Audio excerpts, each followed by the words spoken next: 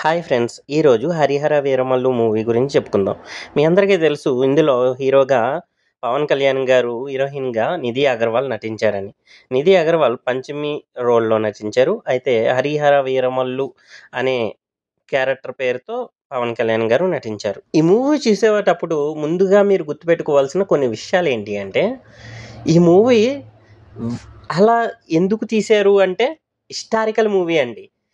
హిందూ ధర్మానికి అంటే సనాతన ధర్మానికి జరిగిన ఒక అధర్మం ఏంటి అనేది ఈ మూవీలో కనిపిస్తుంది.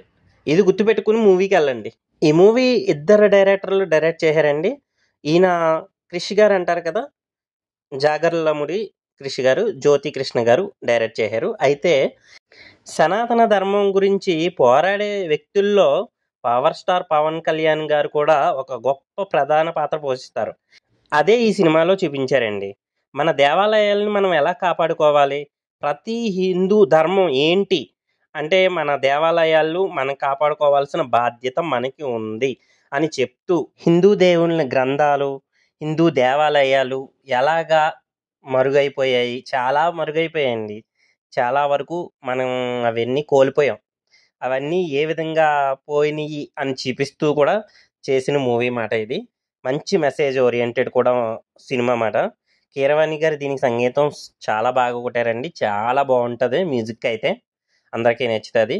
బ్యాక్గ్రౌండ్ మ్యూజిక్ వస్తూ ఉంటుంది, అది కూడా మీకు గూస్ బాంబ్ లెగిస్తాయి అన్నమాట. అంత బాగుంటుంది.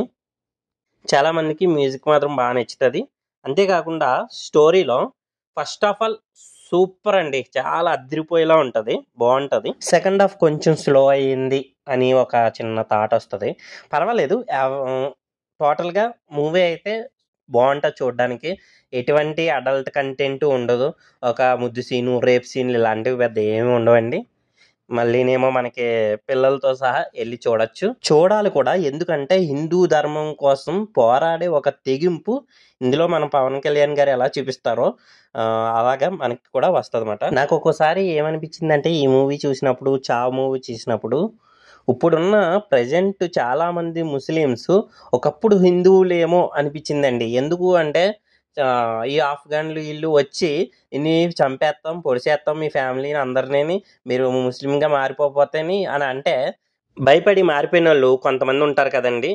చాలామంది తెగింపు చేసి హిందూ ధర్మం కోసం చనిపోయిన వాళ్ళు చాలామంది ఉన్నారు. మూవీలో ఫైట్స్ కూడా చాలా బాగుంటాయండి. ఒక ఫైట్ అయితే పవన్ కళ్యాణ్ గారే చేశారు. చాలా బాగుంటుంది సినిమా మాత్రం.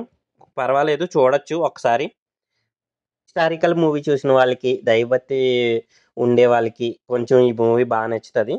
మిగిలిన వాళ్ళకి అంత బాగా నచ్చదు. కానీ ఒకసారి చూడొచ్చు, బాగుంటుంది.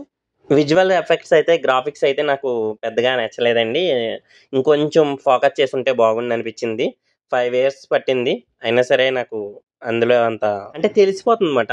ఇది గ్రాఫిక్స్ అనే విధంగా తెలిసిపోద్ది. తెలియకుండా ఉండటమే కదా గ్రాఫిక్స్ అంటే. అయితే ఈ మూవీ రేటింగ్ అయితే 2.7 వరకు ఇస్తానండి. బాగుంటుంది, చూడండి. మీరందరూ కూడా హ్యాపీగా ఎంజాయ్ ఫ్యామిలీతో పాటు వెళ్ళి చూడొచ్చు. మంచి మూవీ ఇదండి.